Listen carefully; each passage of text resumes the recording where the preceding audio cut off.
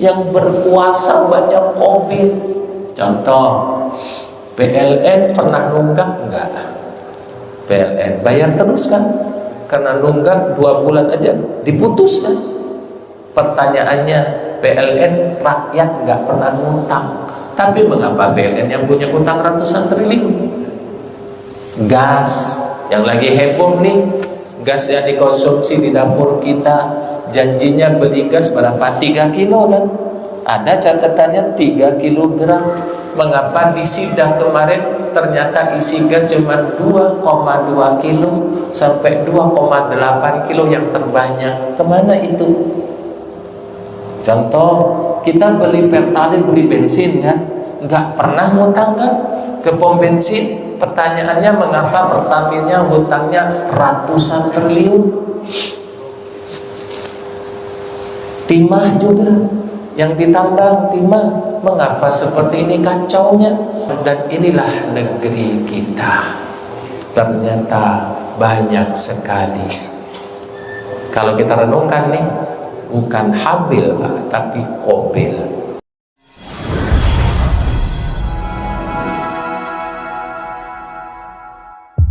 Warahmatullahi wabarakatuh. Bismillahirrahmanirrahim. Alhamdulillahirabbil alamin. Allahumma shalli wa sallim ala sayyidil mursalin sayyidina Muhammadin wa ala alihi wa sahbihi wa man tabi'ahum bi ihsanin ila yaumiddin. Allahumma atina min 'indika ilman warzuqna fahman wa zidna ilman wa 'allimna ma yanfa'una wanfa'na bima 'allamtana wa alhiqna bis-shalihin bi rahmatika ya arhamar rahimin. Amma ba'du. Alhamdulillah, tentunya kita pantas memanjatkan puja dan puji syukur kehadirat Allah Subhanahu wa ta'ala yang senantiasa melimpahkan beraneka macam karunia-Nya kepada kita, nikmat-Nya yang tidak mampu kita menghitungnya. Mudah-mudahan dengan kita memanjatkan syukur kehadirat Allah ini turun pertolongan dari Allah Subhanahu wa ta'ala sehingga kita mampu mempergunakan segala nikmat itu sesuai dengan syariat yang telah Allah turunkan kepada kita semua. Dan juga teriring doa, semoga setiap kita senantiasa Allah sehatkan badannya, terutama khusus kepada orang tua kita bersama Buya Kiai Ghazali Musannif. Semoga beliau betul-betul dipanjangkan umurnya oleh Allah, disehatkan badannya, betul-betul dijaga kehidupannya sehingga dapat bersama-sama kita lebih lama lagi untuk menuntun kita mencari keridhaan Allah Subhanahu wa ta'ala. Dan juga kepada kita semua para asatidz, para hujjah, semoga doa Allah senantiasa membimbing kita untuk asik dan menikmati perjalanan kehidupan kita, untuk nanti berending dan berakhir kepada yang namanya yang kita cari husnul khotimah, yang ketika kita husnul khotimah insyaallah Allah apresiasi dengan keridhaan dan surganya. Amin. Salawat beserta salam mudah-mudahan Allah limpahkan keharibaan junjungan Nabi kita, Nabi besar Muhammad sallallahu alaihi wasallam.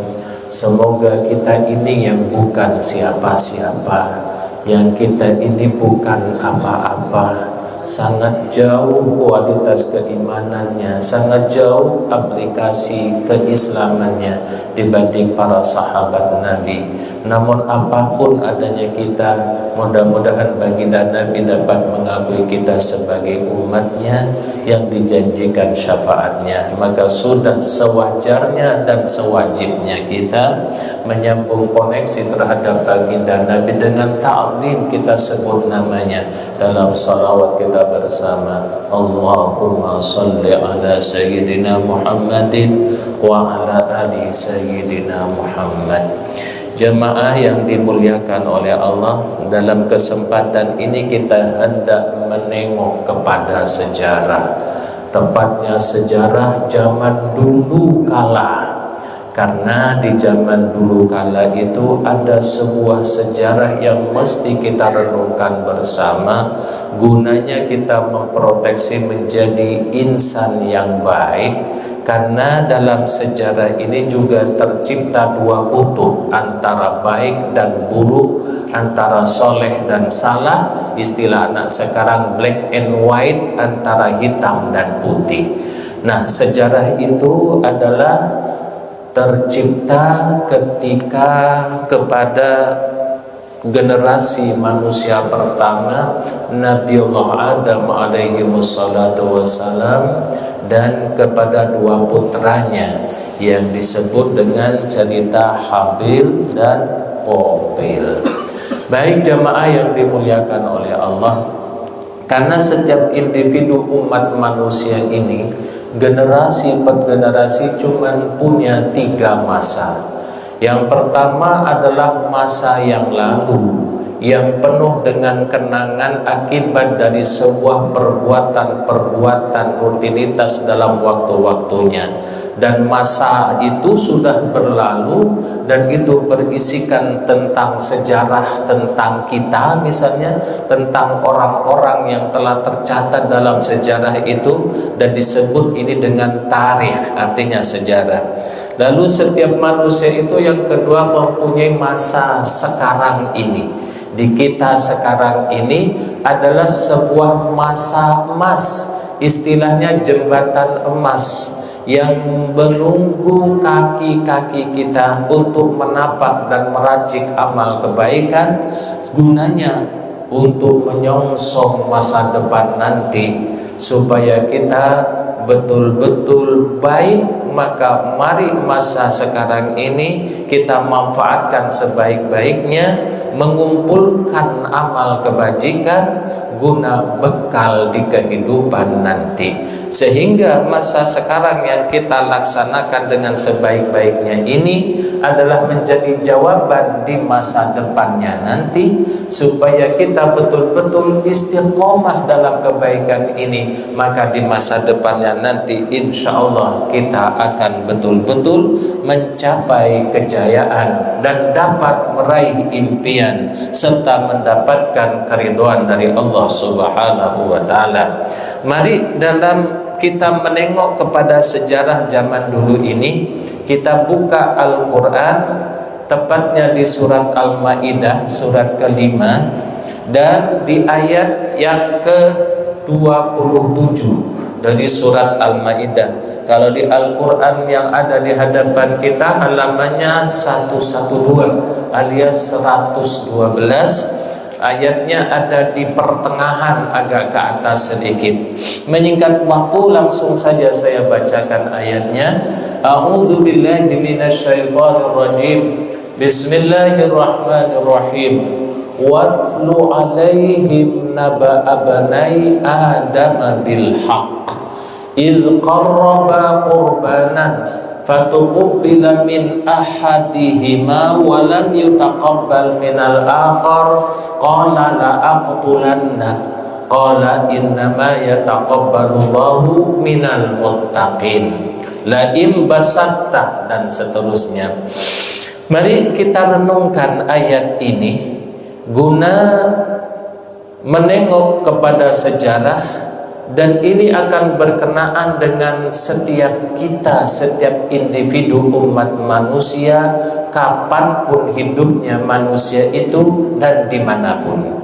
Dalam ayatnya Allah memulai dengan dalam diksi kalimah watlu.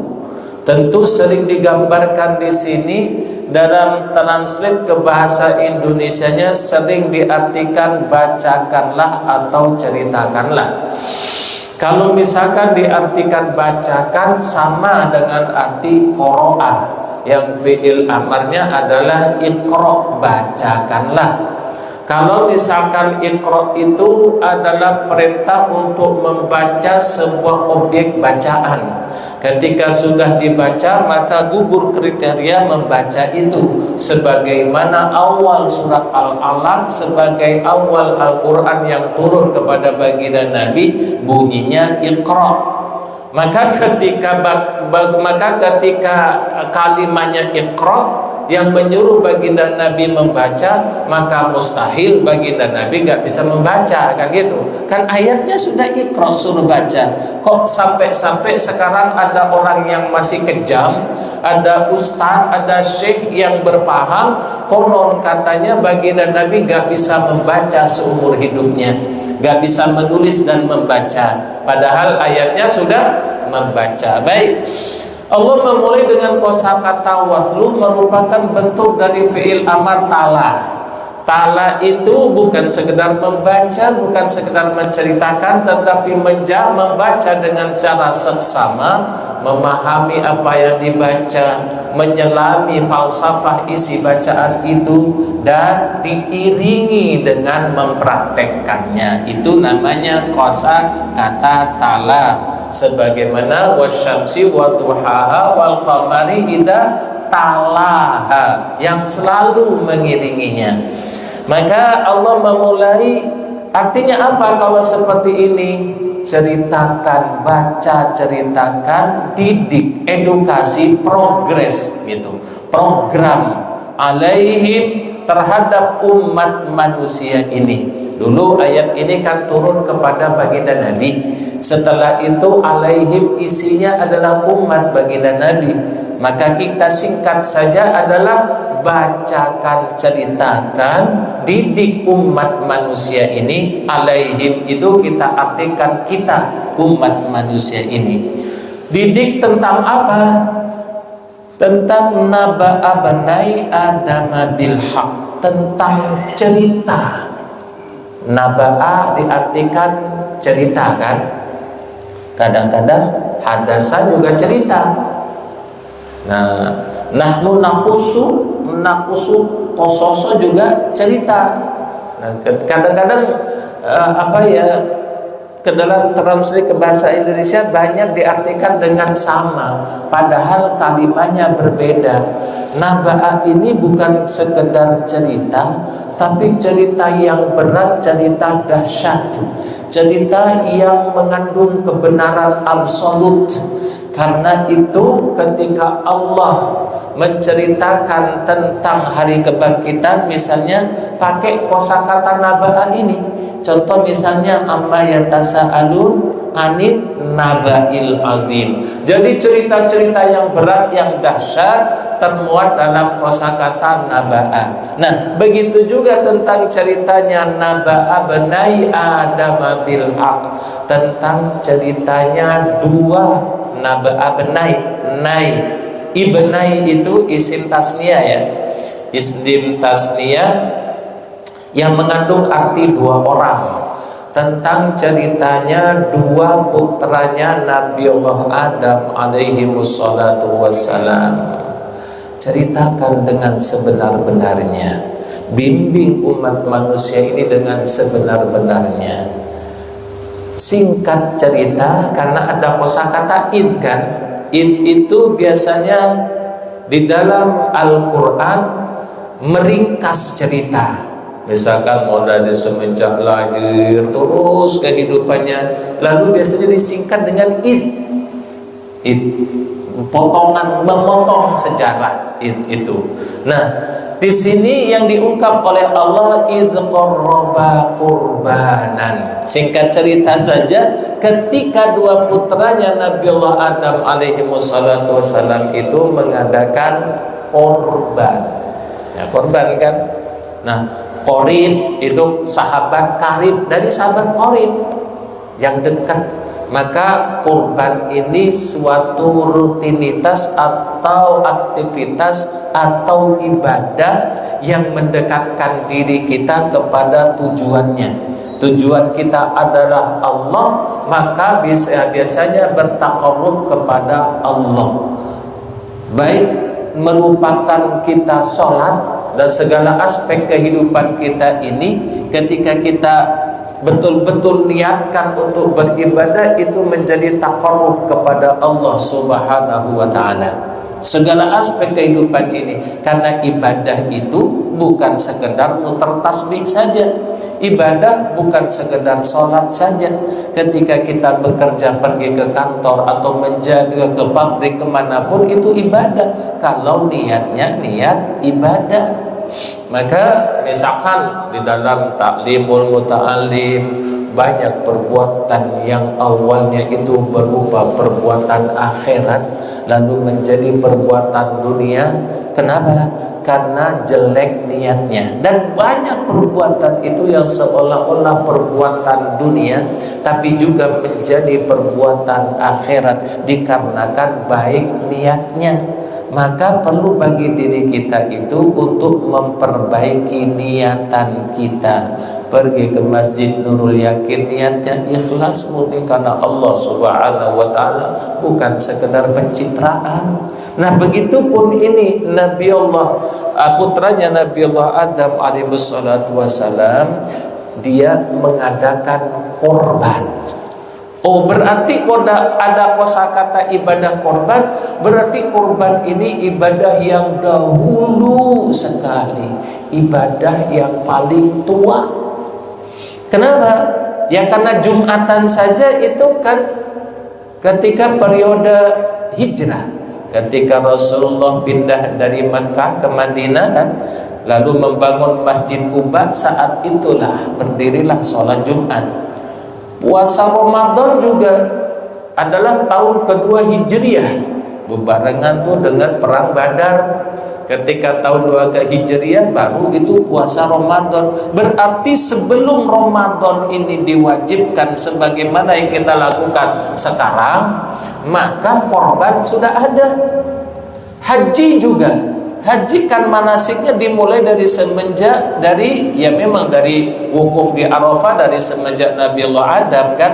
Tapi kan yang membangun, yang misalkan melempar jumroh, yang sa'i itu, yang sa'i siapa? Istrinya Nabi Ibrahim kan, yaitu Hajar. Yang menyembelih Nabi Ismail kan dipotong sama Nabi Ibrahim. Artinya korban ini sudah terlebih dahulu ada sebelum ibadah-ibadah yang lainnya. Berarti ibadah korban ini ibadah yang sangat tua sekali. Maka mari kita renungkan, ketika mereka berdua mengadakan korban, fatuqubila min ahadihima, maka diterima korban dari salah satunya. Walam yutaqabbal minal akhar, dan ditolak, tidak diterima dari salah satunya. Dalam cerita yang diterima itu korbannya siapa? Habil. Yang ditolak korbannya Qabil. Nah, ini mengandung edukasi nih, pendidikan bagi diri kita, perenungan, gunanya untuk memotivasi diri kita semua. Pertanyaannya, mengapa Habil diterima? Mengapa Qabil ditolak? Jawabannya karena Habil adalah orang yang baik. Habil orang yang bertakwa kepada Allah Subhanahu wa taala. Habil orang yang ihsan, yang muhsinin. Maka orang yang bertakwa ini niscaya kehidupannya, segala aspek kehidupannya dilandasi dengan jiwa bertakwa, hatinya diselimuti takwa, maka implementasi kehidupannya pasti yang baik-baik saja. Kalau analoginya, istilahnya namanya teko itu akan mengeluarkan isinya, Pak. Isi teko itu susu, pasti keluar susu. Isi teko kopi, pasti keluar kopi.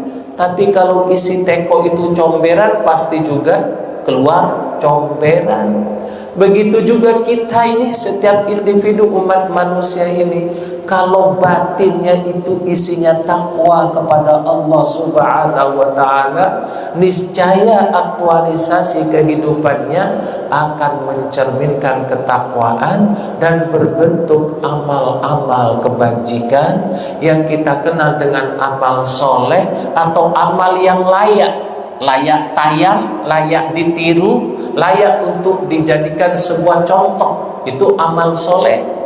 Tapi kalau batin kita tidak ada takwa, pasti aktualisasinya akan menjadi perbuatan-perbuatan buruk. Itu pasti itu. Karena antara perbuatan selalu kontak dengan batin. Nah, begitu juga Habil. Habil orang baik, orang bertakwa, maka mengorbankan sesuatu yang terbaik dan berbuat yang terbaik. Konon ceritanya Habil mengorbankan dari hasil kebun yang terbaik, domba-domba yang terbaik.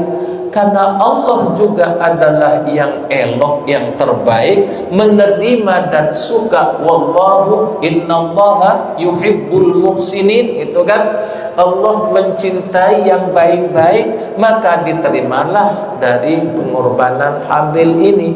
Dalam ceritanya, konon katanya pengorbanan Habil dimakan cahaya, atau singkatnya disambar petir lah, menjadi hilang. Nah, sebaliknya pengorbanan Qabil, karena Qabil ini contoh dari orang yang tidak bertakwa kepada Allah, maka segala perbuatannya hanya pencitraan, hanya pencitraan semata, pingin dilihat orang.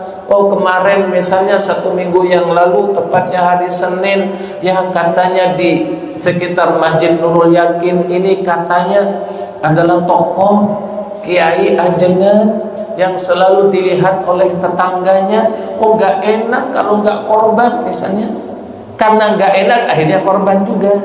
Oh, karena itu lurah, camat, RT, RW gak enak. Maka karena gak enak ini bukan dedikasinya mencari keridhaan Allah, karena gak enak akhirnya karena pencitraan. Perbuatan karena pencitraan. Di dalam misalkan Ihya Ulumuddinnya Al-Imam Al-Ghazali dirinci bagaimana itu pencitraan alias riya itu menjerumuskan ke dalam kemusyrikan, kan begitu. Jadi perbuatan karena sesuatu bukan karena Allah, itu adalah musyrik. Baik, lalu terimalah korbannya si Habil, ditolaklah korbannya si Qabil. Kenapa? Karena ini antara baik dan buruk. Sekarang Pak, Habil, Qabil sudah tidak ada, karena ini masa lampau.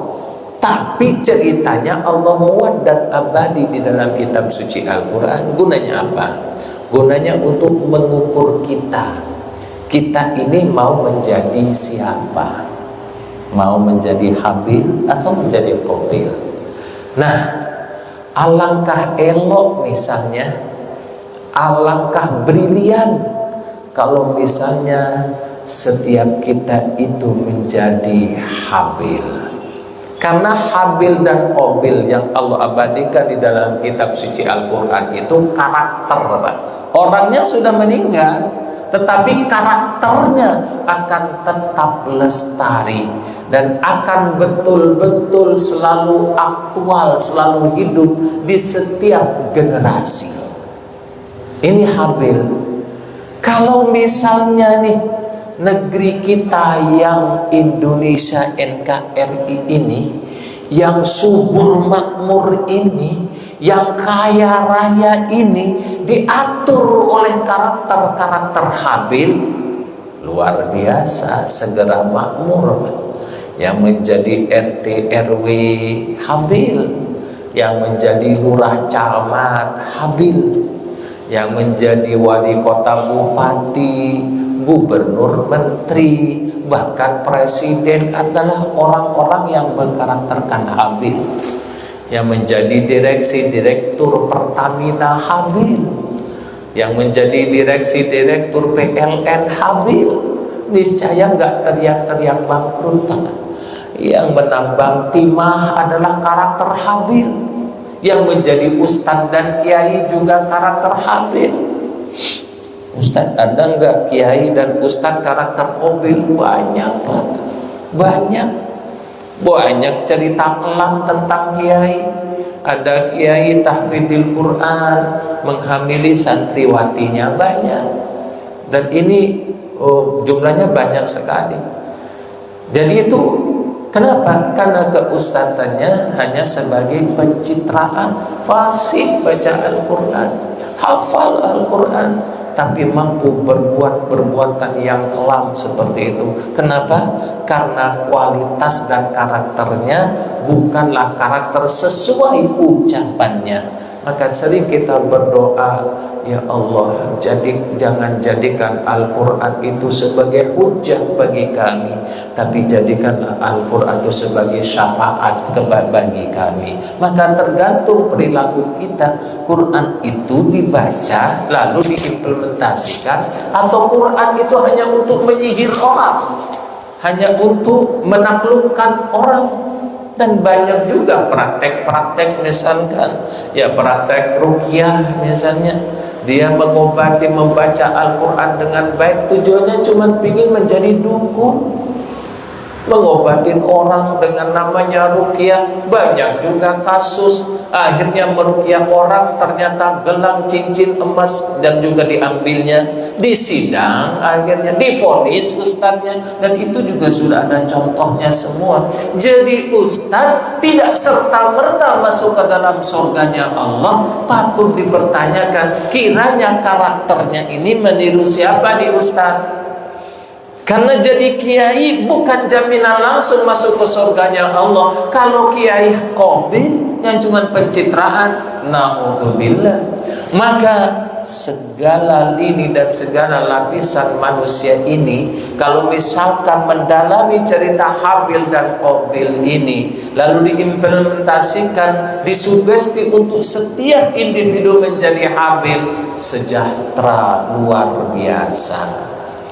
Tapi kalau kita renungkan bersama, kita cocokkan dengan cerita ini, nampaknya karakter Habil ini sedikit, Pak. Yang terbanyak Qabil nih, yang berkuasa banyak Qabil. Contoh, PLN pernah nunggak? Enggak. PLN bayar terus kan? Karena nunggak 2 bulan aja diputuskan. Pertanyaannya, PLN rakyat nggak pernah ngutang. Tapi mengapa PLN yang punya utang ratusan triliun?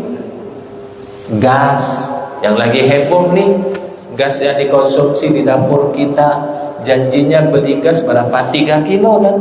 Ada catatannya 3 kilogram. Mengapa di sidang kemarin ternyata isi gas cuma 2,2 kilo sampai 2,8 kilo yang terbanyak? Kemana itu? Contoh, kita beli Pertalite, beli bensin kan, nggak pernah ngutang kan ke pom bensin. Pertanyaannya, mengapa Pertamina hutangnya ratusan triliun? Timah juga yang ditambang, timah, mengapa seperti ini kacaunya? Nah, nampaknya kalau kita renungkan bersama, itu kebanyakan bukan Habil, Pak, itu Qabil. Masya Allah, luar biasa ya. Qabil yang bergentayangan. Akhirnya karena banyaknya Qabil nih yang berkuasa, bukan Habil, bumi yang demikian indah kaya ini di ujung bangkrut. Utang, ya setahu sendiri utangnya luar biasa. Nah, kayak ini nih cerita yang nyata yang Allah abadikan dalam surat Al-Maidah ini, patut kita renungkan bersama. Kita kajiannya tadabbur Al-Quran. Mari kita cocokkan perilaku kita dengan karakter yang Allah buat di dalam kitab suci Al-Quran. Hendak menjadi siapa kita? Maka kalau menjadi kiai, menjadi gus, ya jadi gus lah, gus yang Habil. Ada gak gus yang Qabil? Banyak. Menjadi anggota dewan yang Habil, jangan anggota dewan Qabil. Menjadi penyelenggara haji jenderal, direksi jenderal haji juga banyak. Yang kemarin yang dirapatkan misalnya kuota haji di Indonesia mendapatkan 270.000 haji. 8% yang memang ada undang-undangnya, 8% dari 271.000 apa, pokoknya sekitar itulah, itu 8% untuk haji yang mahal itu, haji plus plus gitu kan. Tapi kenapa kemarin kok heboh ada 9.000 kuota reguler dijual menjadi haji furoda, haji yang berbayar dengan ratusan juta itu. Ada teman saya di Jatiwaringin kemarin haji, Pak, angkanya mencapai berapa itu? 323 untuk naik haji. Dia nggak nunggu, baru tanggal 21 April Juni kemarin itu udah langsung proses bikin paspor, segera itu berangkat. Sebaliknya di Jakarta ini, kalau kita mempergunakan daftar nih haji reguler, daftar sekarang nunggunya 55 tahun. Kalau di daerah Bekasi, daftar sekarang nunggunya adalah 25 tahun sampai 30 tahun. Jadi kalau misalkan kita punya anak, lalu kita langsung daftarkan haji, nunggu nanti sampai umur 55 tahun baru dapat giliran haji. Semakin susah kita naik haji. Mengapa begitu? Terus kalau ingin cepat, siapkan uang 300 juta baru tuh naik haji. La haula wala quwwata illa billah. Padahal nggak ada tuh, Pak, di negara-negara ASEAN seperti di Brunei nggak ada tuh haji begitu, Pak. Kalau di Brunei itu program haji itu program pemerintah. Raja yang memfasilitasi, Raja Sultan Hassanal Bolkiah yang bayar. Rakyatnya tinggal berangkat saja, paling bayar cuma 20%. Di Brunei itu beli mobil saja nggak kena cukai, nggak kena PPh, nggak kena macam-macam. Beli mobil itu justru pemerintah mensubsidi. Beli Toyota Kijang, Innova misalnya, pemerintah langsung daftar ke Jepang dan sudah dijual, dan itu rakyatnya cuma bayar 60% dari biaya dari harga Innova itu. Jadi murah di sana. Di sini sudah kita beli, Pak, dengan harga pasar, bayar cukai, Pak, bayar PPh, Pak, bayar ini, bayar ini, bayar ini. Akhirnya yang Innova itu dari Jepang mungkin 150 juta membengkak menjadi 300 sampai 400 juta. Baik jamaah yang dimuliakan oleh Allah, dan inilah negeri kita. Ternyata banyak sekali. Kalau kita renungkan nih, bukan Habil, Pak, tapi Qabil. Oke? Ayat selanjutnya adalah ketika diterima, berhasil menjadi baik oleh Allah, diapresiasi oleh Allah, Qabil berkata, qala la aqtulanna. Jadi tanya, Habil, kenapa pengorbanan kamu diterima? Kalau misalkan sekarang, kenapa kamu naik jabatan?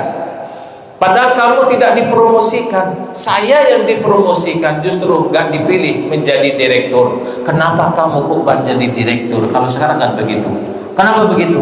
Maka akan aku bunuh kamu, kan gitu. Ini juga sama. Qala la aqtulanna Habil, maka aku akan bunuh kamu. Jadi intimidasi, ancaman, bully, perundungan, istilah kurmanya sekarang, kurikulum merdeka sekarang ya, itu dari zaman dulu sudah ada, Pak. Ancaman juga sudah ada dari zaman dahulu. Semenjak zamannya Habil dan Qabil sudah ada.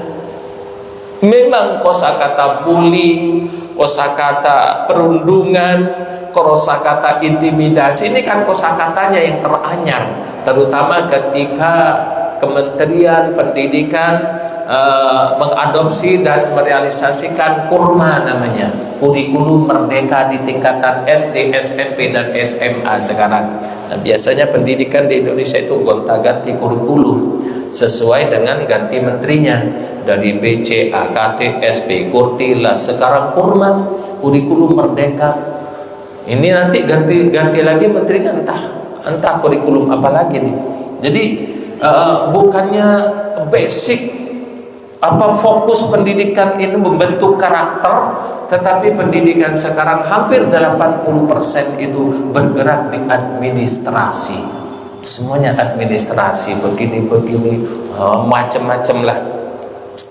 Maka ini kata Qabil, qala la aqtulannak. Kenapa kamu yang diangkat? Kalau istilahnya suku Madura, Pak, di Jawa Timur, Surabaya atau Madura gitu kan, ada misalkan rivalitas pemilihan kepala desa. Lalu kepala desa salah satunya diangkat, sering sekali terjadi kekacauan. Kenapa kamu mendapatkan sukses menjadi kepala desa? Saya sudah keluar banyak biaya nggak menjadi kepala desa, maka akan aku bunuh kamu. Maka sering ada carok karena perebutan kekuasaan kepala desa. Kalau tidak, maka pakai fitnah. Bisa fitnahnya apa? Pakai black magic misalnya, disantet lah itu. Dia black magic bergerakannya. Nah sekarang black magicnya di zaman modern apa? Media massa. Media massa. Maka akan aku bunuh kamu. Kenapa namamu semakin dielu-elukan? Kamu kesana kemari dicium tangannya dan dielu-elukan, diteriaki dengan teriakan yang indah-indah. Kenapa saya kok tidak dielu-elukan? Maka akan aku bunuh karakter kamu. Aku sewa media massa, aku tulis di koran bahwa kamu adalah orang yang jelek. Macam-macam fitnah. Dan cara pembunuhan ini macam-macam, Pak. Bukan sekedar membunuh jiwanya saja, tetapi ketika dibunuh karakternya itu lebih berat daripada sekedar dibunuh manusianya. Maka ini qala la aqtulannak, maka aku akan bunuh kamu. Mendengar ancaman ini, si Habil dengan arif dan sabar berkata kepada saudaranya itu, qala Habil, innama yataqabbalullahu minal muttaqin. Wahai saudaraku, sesungguhnya Allah menerima amalan dari orang-orang yang bertakwa. Dan ini Pak, syarat diterimanya amal perbuatan itu syaratnya cuma satu, perbuatan yang berlandaskan karakter bertakwa. Di dalam Al-Quran tidak disyaratkan harus NU, Pak. Misalkan syarat amal diterima oleh Allah harus NU, tidak. Kalau misalkan harus NU, maka kalimatnya innama yataqabbalullahu minan nabiyyin. Dan juga tidak ada syarat harus Muhammadiyah, innama yataqabbalullahu minal muhammadiyyin. Tidak ada syarat harus PKS, innama yataqabbalullahu minal PKSiyin. Gak ada syarat apa-apa, hanya bertakwa. Dan ayat ini di dalam Al-Quran 30 juz satu-satunya, Pak. Tidak ada pengulangan, tidak ada diulang lagi, cukup di sini saja yang menceritakan sejarah yang diulang dari semenjak zaman dahulu kala, diabadikan di dalam kitab suci Al-Quran. Di ayat 27 ini abadi selama-lamanya ceritanya. Ayatnya tidak ada pengulangan, cuman satu ayat ini saja. Baik, tentang syarat diterimanya amal ibadah bertakwa ini, nampaknya itu sangat betul-betul jelas pada momen sekarang ini, yang terutama kemarin dalam ibadah korban dan haji. Nah, ibadah haji itu, bukankah yang haji itu bukan orang NU saja? Yang haji itu orang NU, Muhammadiyah, PKS, PKB, semuanya, baik ormas politik ataupun ormas keagamaan naik haji. Madhabnya bukan Syafi'i saja, Pak. Seluruh madhab ada yang haji itu. Ada madhab Hambali, Syafi'i, madhab Ja'fari, madhab Zaidi, madhab Ibadi, itu kan, itu semuanya haji. Yang haji itu bukan orang biasa saja. Itu ada profesor, ada doktor yang biasanya pakai dasi, pakai jas. Tapi dalam ibadah haji itu mereka nggak boleh Pak pakai jas, nggak ada yang pakai peci, pakaiannya sama, pakai ihram, dua helai pakaian, yang diselendangkan di bahu dan yang digulungkan di badan. Cuman itu saja. Kamu profesor, kamu nggak pakai jas, pakai pakaian ihram. Nah, begitupun yang tadi berbeda-beda itu Muhammadiyah pakai, ternyata mereka disatukan di tempat yang sama, yakni wukufnya di Arafah, tempat yang sama. Terus tawafnya sama, mengelilingi Ka'bah yang sama, sa'inya sama di Safa wal Marwah, lempar jumrohnya juga sama, nama nabinya sama, Nabi Muhammad, kitabnya sama, kitab Al-Qur'annya kan, nama agama mereka sama, agama Islam. Terus Tuhan mereka sama, Tuhannya Allah yang Esa. Lalu kemana kemarin perbedaan yang kita elu-elukan itu, sampai kita tidak conggah, gak enak karena perbedaan ini. Mohon maaf, karena perbedaan jenggot hanya kita nggak mau ngaji sama orang yang tidak berjenggot, karena celananya ustadznya nggak cingkrang, nggak mau ngaji Pak sama ustadz yang celananya nggak cingkrang. Karena NU, karena jubah, karena gamis, karena peci, karena titelitas haji atau enggak, karena LCMAN, semuanya itu lebur ternyata dalam ibadah haji itu. Kenapa demikian? Karena Islam ini proteksinya bukan sekedar aksesoris, tetapi inti kualitas manusia itu yaitu takwa itu tadi. Adapun aksesoris ini kan Al-Hujurat misalnya telah juga menjelaskan, ya ayyuhan nas. Nah, nas tuh, wahai umat manusia, inna khalaqnakum min dzakari wa unsa wa ja'alnakum syu'uban wa qabaila lita'arafu inna akramakum indallahi atqakum. Wahai manusia, sesungguhnya kami telah menjadikan kalian itu laki-laki dan perempuan, dan kami jadikan kalian itu bersuku-suku, beras-ras. Ada ras Jawa, Cina, macam-macam, bermadhab, bernegara-negara. Ada Indonesia, New Zealand, Australia, Afrika, Amerika. Beda Pak itu semua. Nampak beda juga postur tubuhnya, nampak beda juga warna matanya, kulitnya berbeda, makanannya berbeda, dialeknya berbeda, bahasanya berbeda. Tetapi dalam ibadah haji perbedaan itu nampak lebur dan menjadi satu, dan itulah takwa namanya. Maka dengan demikian, mari ketika kita melihat saudara kita, jangan cuma dilihat jenggotnya, jangan cuma dilihat pecinya. Memang di Indonesia ini peci menjadi budaya yang baik, tapi misalkan di komunitas yang lain, ya sebut saja misalnya di ICC sana, orang Ja'fariyah, ya di warung buncit itu, di situ itu kiai-kiainya biasa Pak, nggak pakai peci, biasa pakai celana, pakai ya baju pendek, mereka khutbah. Ataupun yang di nggak usah jauh-jauh di BKS itu, ya sama mereka. Jadi peci itu budaya cover yang baik memang, tapi bukan pecimu kebenaran absolut.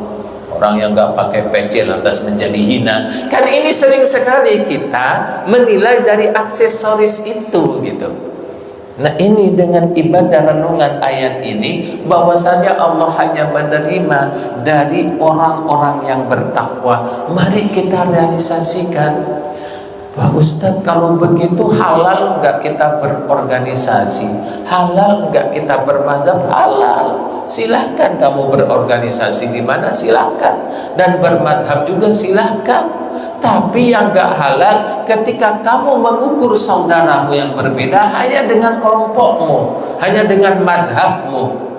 maka kebenaran kamu ukur dengan madhabmu sendiri. Mentang-mentang kita misalkan NU biasa sholat subuh pakai kunut, lalu kita nggak mau makmum sama orang yang nggak pakai kunut, itu yang salah. Itu yang salah. Ya misalkan ya kaum salafi nggak pakai kunut rata-rata, artinya Hanabilah, madhab Hambali itu ya berbentuknya nanti misalnya ya sebagian Muhammadiyah, tapi Muhammadiyah tokohnya seperti Adi Hidayat itu juga pakai kunut gitu. Padahal Muhammadiyah itu kader asli dari Muhammadiyah yang dipasantrenkan di Garut sana, yang terpilih se-Nusantara cuma 12 orang. 12 orang santrinya, kiainya juga nggak muncul Pak, kiainya kan Kiai Adi Hidayat kan punya guru di Garut, tapi gurunya nggak muncul, enggak, diam saja. AA Gimnastiar juga punya guru Pak, tapi gurunya AA Gimnastiar nggak pernah muncul dan nggak pernah pingin dipublish di media. Nah barangkali inilah contoh orang yang silent seperti ini, orang-orang yang bertakwa kepada Allah Subhanahu wa ta'ala. Jangan mengukur juga kehebatan seseorang dengan viralnya di YouTube. Oh ini kiai ustadznya viral gitu, ratingnya ratusan ribu jutaan, oh ini pasti kiainya benar. Nggak bisa, karena YouTube itu perusahaan. Oh ini korbannya gede, pasti diterima. Ketika korban gede lalu direkam, lalu dipublish di YouTube, itu kadangkala juga itu mengandung apa itu? Mengandung riya juga. Kenapa? Cashback dari YouTube itu lebih besar daripada uang yang dibelikan sapi. Sapinya seharga 120 juta. Ada nama gerandong kayak apa, tapi cashbacknya itu nanti ketika ratingnya itu mencapai jutaan, cashbacknya yang mengalir di rekeningnya itu lebih besar daripada yang dibelikan apa? Yang dibelikan sapi. Maka YouTube itu production, YouTube itu produksi bisnis. Jadi demikian. Jadi ketika kita melihat saudara kita, nggak usah dilihat oh ini Gus, oh ini misalkan Mbak Alawi, oh ini Habib, nggak ada sama sekali itu. Akhirnya ya memang kalangan Habib ini sangat diapresiasi di Indonesia Pak, sangat diapresiasi.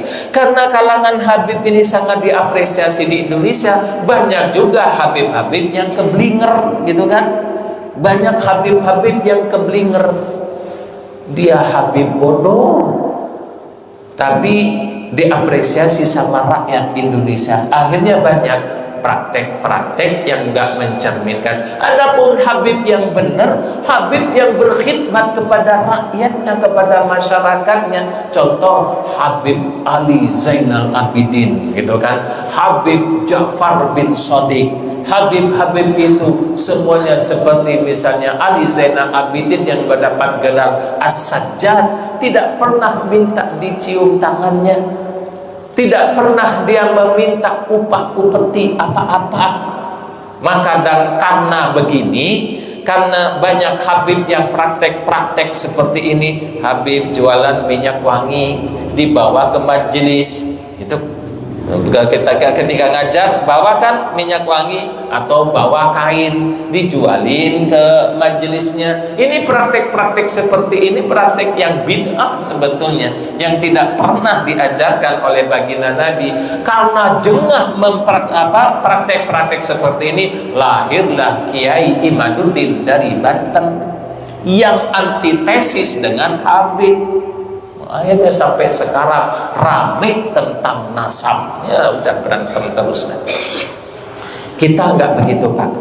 Kita dalam kajian ini pingin bahwasannya dia yang pantas diapresiasi itu berdasarkan ketakwaannya kepada Allah Subhanahu wa ta'ala. Dan ini yang menyatukan umat. Ibadah korban kemarin, emang kita tanya ketika orang itu menggiring sapinya ke Masjid Nurul Yakin, kambingnya ke Masjid Nurul Yakin, kita tanya, Bapak mau korban di Masjid Nurul Yakin, Bapak NU ya? Enggak kan? Terserah mau NU, NU Muhammadiyah, misalkan dia menggiring kambing, ya udah diterima. Dan juga kita tidak tanya kepada sapinya itu, Pak, sapi, kamu sapi Salafi ya, kamu sapi NU, enggak kan. Jadi ini gambaran yang lucu dari saya ini. Jadi untuk apa maksud saya mempermasalahkan aksesoris itu sampai kita nggak rukun, berantem misalnya karena kunut nggak rukun, karena bismillah saja nggak rukun Pak. Memang sebaiknya kita jangan terlalu antipati terhadap mereka, tapi juga jangan terlalu juga loyal terhadap mereka. Yang menjadi standar apa? Kebenaran dari Allah berdasarkan kualitas takwanya. Jadi ibadah yang kemarin itu, korban haji itu sebetulnya menyatukan umat, lintas sektoral, asobiyah, apa-apa Masalah sorban sekedar aksesoris, jangan dihargai masalah tentang sorbannya. Masalah jenggot, masalah celana, emang sebegitu pentingnya gitu. Padahal ketika mengartikan man asbala izarahu khuyala, izar diartikan celana kan. Padahal izar itu kain yang digulungkan ke badannya. Nah, diartikan celana cingkrang. Memang sahabat dulu pakai celana. Baik jamaah yang dimuliakan oleh Allah, maka jamaah yang dimuliakan oleh Allah, ketika korban juga kan yang sampai kepada Allah itu, ya misalnya di dalam surat Al-Hajj itu kan, surat 22 ya, sebagai misalkan renungan terakhir karena waktu juga, di ayat misalkan 37, la yanalallahu luhumuha wala dima'uha walakin yanaluhu taqwa minkum. Tidak sampai kepada Allah daging dari korban itu, darah dari korban itu tidak sampai kepada Allah, walakin yanaluhu taqwa minkum, tetapi yang sampai kepada Allah adalah takwamu. Kalau misalkan kita artikan gak berguna korbanmu yang ratusan juta itu, kenapa? Karena daging akan habis dimakan, darah juga akan mengering, tetapi yang mengkristal dari hasil korbanmu adalah takwamu di masyarakat. Maka ketika orang bertakwa di masyarakat ini saya elok, tidak semakin tinggi, semakin ngebom sana sini. Orang yang bertakwa mulutnya ditata, gak mengucapkan intimidasi, hatinya ikhlas murni mengharapkan keridhaan Allah Subhanahu wa taala. Matanya melihat penuh dengan persahabatan, penuh cinta kasih. Tangannya juga sama, orang yang bertakwa tidak pernah mengambil milik orang dan merugikan orang. Pun pula kakinya tidak pernah melangkah kepada tindakan-tindakan durjana yang dikutuk oleh Allah Subhanahu wa taala. Walhasil kitab suci Al-Qur'an dari mulai awal sampai akhir dan segala peribadatan yang kita lakukan bermuara dan berending kepada karakter bertakwa. Yang takwa itu menjadi solusi dari beraneka macam permasalahan, bukan malah menimbulkan permasalahan baru. Kalau menjadi permasalahan baru berarti itu bukan orang yang bertakwa. Baik, sampai di sini dulu. Sekedar sekedar napak tilas dan renungan kepada masa lalu, dan ini sangat tepat kita renungkan bersama sehabis kita kemarin beribadah tuh. Nah, sekarang ini sudah mulai beres-beres tuh. Mulai beres-beres yang orang-orang haji di sana sudah mulai beres-beres. Insya Allah sudah mulai ada nanti penerbangan kloter pertama sudah mulai kembali ke Indonesia. Mudah-mudahan mereka itu menjadi haji mabrur. Allahumma ja'u hajjam mabrura. Ya Allah, jadikan haji mereka ya Allah sebagai haji yang mabrur, yang al-hajjul mabrur laisa lahul jaza illa jannah. Yang haji mabrur itu tidak ada balasannya kecuali surganya Allah Subhanahu wa taala. Dan bagi kita yang belum haji, mudah-mudahan segera dipanggil oleh Allah untuk naik haji, bagaimanapun caranya, karena ketika kita reguler itu menunggu puluhan tahun, tapi kalau dipanggil oleh Allah Subhanahu wa taala mudah jalannya. Itu dari manapun bagaimanapun caranya. Baik, demikian. Ada yang mau ditanyakan? Silakan. Waalaikumsalam. Ya, silakan. Yang di sini dulu.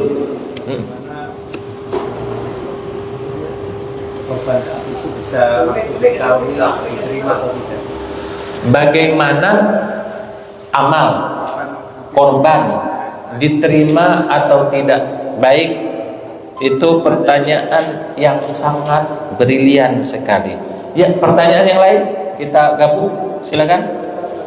Katakan bahwa sebaiknya kan kita berharap punya sifat-sifat seperti mobil. Tapi pada kenyataannya kan mobil udah terbunuh, yang ada kan mobil. Kita juga sebenarnya turunan dari mobil semuanya di saat ini.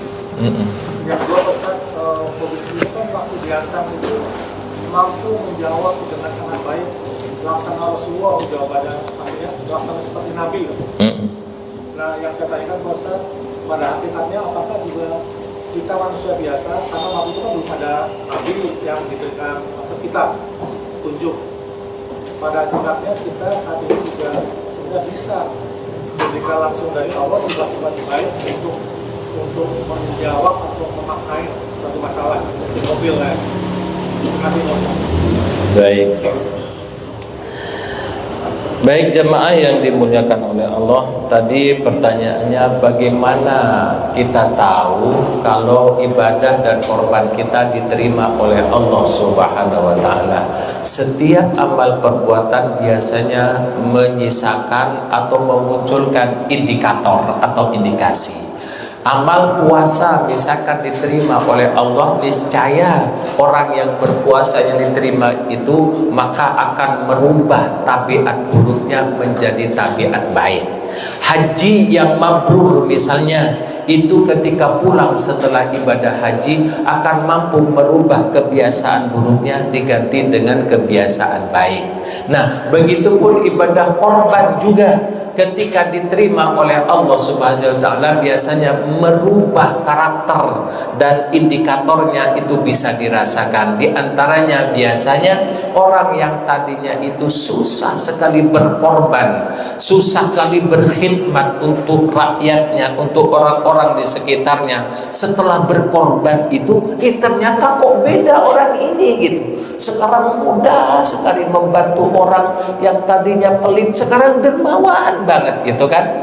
Yang tadinya itu omongannya tinggi, congkak, angkuh dan sombong, sekarang rendah hati. Nah, itulah indikator amal ibadah kita diterima oleh Allah Subhanahu wa taala. Dan mudah-mudahan setiap itu kita adanya. Amin. Baik, tadi menyangkut karakter Habil dan Qabil. Nah, karakter Qabil ini kan, Habil kan memang konon katanya sudah terbunuh. Banyaknya itu adalah kita keturunan Qabil, begitu ya ceritanya. Tapi keturunan Qabil juga sudah terbunuh, Pak. Sudah terbunuh ketika Nabiullah Nuh alaihi wassalatu wassalam dihapus rakyatnya, gitu kan? Lalu menjadi orang baik-baik saja. Maka menjawab pertanyaan itu berarti kita juga keturunan orang baik-baik saja. Karena ketika Nabi Nuh itu terjadi penyaringan, yang hidup di dalam perahu itu orang baik-baik saja. Sampai namanya anaknya Nabi Nuh saja karena gak baik dihapus oleh Allah. Maka kita adalah keturunan orang baik-baik saja. Memang tadi keturunan kita adalah orang Qabil, orang yang bejat dan jahat. Tapi di samping itu kita keturunan orang baik-baik saja. Tapi nampaknya kalau kita saksikan sekarang, ternyata orang yang baik sedikit juga dengan gambaran seperti tadi. Maka ini disebut dengan karakter. Karakter ini akan selalu ada di setiap generasi umat manusia. Maka dengan adanya kita ngaji dan renungan ini, yuk kita kenali nih mana Qabil, mana Habil, mana hitam, mana putih. Dan narasi yang dibawa dalam renungan tadabbur Al-Quran ini adalah suatu narasi kitab yang absolut kebenarannya, yakni kitab suci Al-Quran, bukan makalahnya Imam Syafi'i, bukan intelektual, bukan siapa-siapa. Dan dalil dalam kajian ini bisa dipertanggungjawabkan, bukan sekedar di dunia, tapi sampai akhirat nanti di hadapan Allah. Kita mampu berhujjah dan berdalil dengan kitab suci Al-Quran. Maka disinilah kita kaji tadabbur Al-Quran ini untuk menghidupkan karakter-karakter Habil itu, bukan sekedar menceritakan, tapi mari kita implementasikan, kita sinkronkan diri kita dengan karakter yang baik itu, sehingga dalam aktualisasi pekerjaan sehari-hari, mari, memang di dalam hati sanubari itu juga ada karakter Qabil, Pak. Ketika dipercaya membawa uang, karakter Qabil akan selalu berkata, uang ada di kamu nih, sekian miliar, kamu nyantut sedikit, mutil sedikit, gak ketahuan, ya kan? Kamu jadi direktur direksi nih, uang peredaran di tangan kamu itu triliunan. Cobalah kamu demi keluargamu, demi anakmu, kan begitu. Nah, inilah yang patut kita renungkan bersama. Ternyata di dunia ini banyak orang yang menjaga karakter kebaikannya, Pak. Bukannya pro. Misalkan coba tengok sejarah bagaimana kemarin Presiden Iran yang meninggal itu di atas pesawat. Coba rumahnya bagaimana, sofanya bagaimana, kursinya bagaimana. Luar biasa, sangat sederhana sekali. Dan presiden sebelumnya Ahmadinejad, dia nggak tidur di matras, Pak, tidur di karpet. Dan jaketnya cuma 2, jasnya cuma 2. Ahmadinejad, dia sama sekali menjadi presiden, 1 sen pun tidak diambil gaji presidennya, langsung ke yayasan amal yatim. Nah, inilah karakter-karakter yang baik. Dan bukan di ini saja, ternyata di Amerika Latin juga ada orang-orang yang istilahnya berhati emas. Nah, berhati emas itulah hatinya Habil yang mesti kita hidupkan dalam setiap kajian dalam kehidupan kita. Harus kita berjuang, Pak, karena di dalam diri kita juga ada hitam, pun ada putih.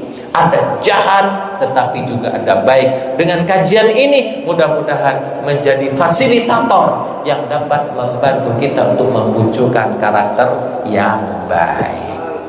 Mudah-mudahan demikian. Mari kita berdoa kepada Allah Subhanahu wa taala, dan kita berdoa juga kepada Allah, mudah-mudahan saudara kita yang lagi naik haji dan sekarang ini sudah selesai ibadah hajinya, kembali ke tanah pertiwinya, betul-betul menjadi mercusuar yang dapat menerangi kegelapan kita semua, dikarenakan ego sektarian kita semua yang memelihara nafsu diri kita semua, yang sombong, congkak, angkuh. Mudah-mudahan luluh dengan mereka kembali membawa ribuan malaikat yang kita disunahkan untuk berziarah terhadap orang yang baru naik haji, yang pulang haji itu. Mudah-mudahan dengan demikian kita dipanggil juga untuk menunaikan ibadah haji. Al-Fatihah. A'udzubillahi minasyaitonir rajim. Bismillahirrahmanirrahim. Alhamdulillahirabbil alamin. Arrahmanir rahim. Maliki yaumiddin. Iyyaka na'budu wa iyyaka nasta'in. Ihdinas siratal mustaqim. Siratal ladzina an'amta 'alaihim ghairil maghdubi 'alaihim waladdallin. Bismillahirrahmanirrahim. Allahumma salli ala Sayyidina Muhammadin wa ala ali Sayyidina Muhammad. Allahumma inna nas'aluka ilman nafi'a wa amalan mutaqabbala wa rizqan wasi'an halalan tayyiba. Allahumma ja'alna min jundik fa inna jundaka humul ghalibun, wa ja'alna min hizbik fa inna hizbaka humul muflihun, wa ja'alna min awliyaik fa inna awliya'aka la khawfun 'alaihim wa la hum yahzanun. Allahumma ja'alna hadha ijtima'an marhuma wa ja'al tafarruqana min ba'di tafarruqan ma'suma wa la taj'al fina alama wala saqiya wala mahruma. Rabbana zalamna anfusana wa illam taghfir lana wa tarhamna lanakunanna minal khasirin. Allahumma ja'al hajjana wa hajjahum hajjan mabrura wa sa'yan mashkura wa tijaratan lan takura. Allahumma aslih lana dinana allati wa ismatu amrina wa aslih lana akhiratana allati fiha ma'aduna wa aslih lana dunyana allati fiha ma'asuna waj'alil hayata ziyadatan lana fi kulli khair waj'alil mauta rahatan lana min kulli syarr. Rabbana zalamna anfusana wa illam taghfir lana wa tarhamna lanakunanna minal khasirin. Rabbana ighfir lana wa liwalidina kama rabbawna shighara. Rabbana atina fid dunya hasanah wa fil akhirati hasanah wa qina adzabannar. Jazallahu anna Muhammadan ma huwa ahluh. Subhana rabbika rabbil izzati amma yasifun wa salamun alal mursalin walhamdulillahi rabbil alamin. Subhanakallahumma bihamdik asyhadu an la ilaha illa anta astaghfiruka wa atubu ilaik. Wal 'afwu minkum. Assalamualaikum warahmatullahi wabarakatuh.